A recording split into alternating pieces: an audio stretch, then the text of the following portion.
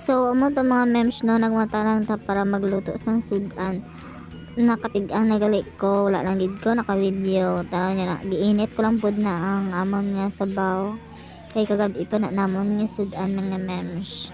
So dira nag-prepare na ko para magkaon ko. Ako lang na isa ga kaon pag-aga mga memes. Tulog po si Sonic, tapos ang lakat si Iboy. So kaon ta mga memes. Dira nagkaon ako dira tapos na pagdili ko dira ligo mga memes no. Kay tulog pa man si Sonic.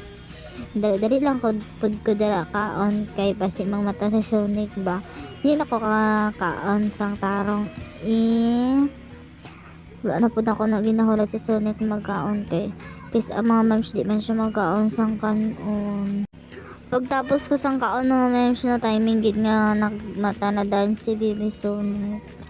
Tanawan niyo na siya guys, kay exercise ko lang gid na iya nga tiil na dara.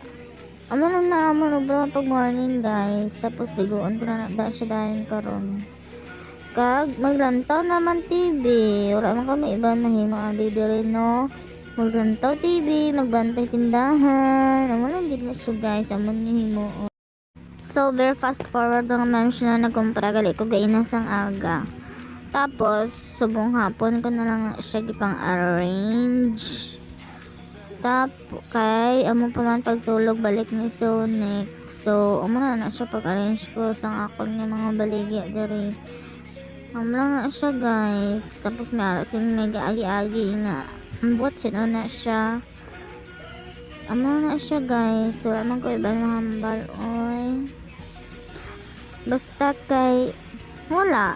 Nangumpa na ko kay na and then i-arrange ko lang din siya mga memes. No, don't judge mga memes. Kay bago pa man tayo nag-himo video, nag-voice over. Don't judge the book by its cover. Pero, ano na siya guys.